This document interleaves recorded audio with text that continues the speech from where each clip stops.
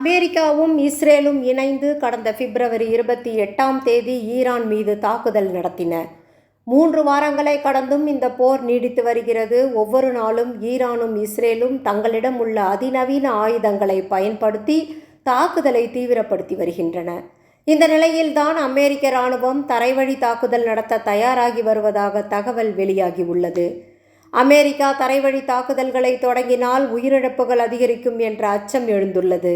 அதிபர் ட்ரம்ப் தலைமையில் நிர்வாக குழு கூட்டம் நடத்தப்பட்டதாகவும் இந்த கூட்டத்தின் போது கூடுதல் அமெரிக்க இராணுவத்தை மத்திய கிழக்கு பகுதிக்கு அனுப்பி வைப்பது குறித்து ஆலோசிக்கப்பட்டதாகவும் தகவல் வெளியாகியுள்ளது.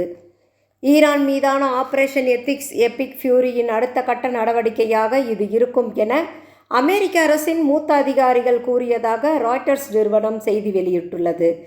இப்படி பதற்றமான சூழலுக்கு மத்தியில் ஈரானின் முக்கிய 2 இடங்களை குறிவைத்து அமெரிக்கா தன்னுடைய படைகளை நிலைநிறுத்தும் என்றும் தாக்குதலுக்கும் தயாராகி வருவதாகவும் தகவல்கள் வெளியாகி உள்ளன.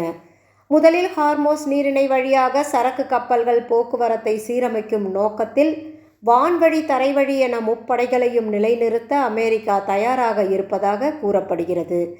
குறிப்பாக ஈரானின் கச்சா எண்ணெய் ஏற்றுமதி மையமாக திகழும் கார்த்தீவிற்கும் அமெரிக்கா தன்னுடைய இராணுவத்தை கூடுதலாக அனுப்ப முடிவு செய்துள்ளதாக கூறப்படுகிறது. முதலில் மத்திய கிழக்கில் கூடுதல் அமெரிக்க படைகளை அனுப்பிவிட்டு பிறகு படிப்படியாக இந்த பிராந்தியங்களுக்கு படைகளை அனுப்ப ட்ரம்ப் ஆலோசனை நடத்தி வருவதாக கூறப்படுகிறது. அமெரிக்காவின் இந்த நடவடிக்கை போர் பதற்றத்தை மேலும் அதிகரிக்கும் என நிபுணர்கள் அச்சம் தெரிவிக்கின்றனர்.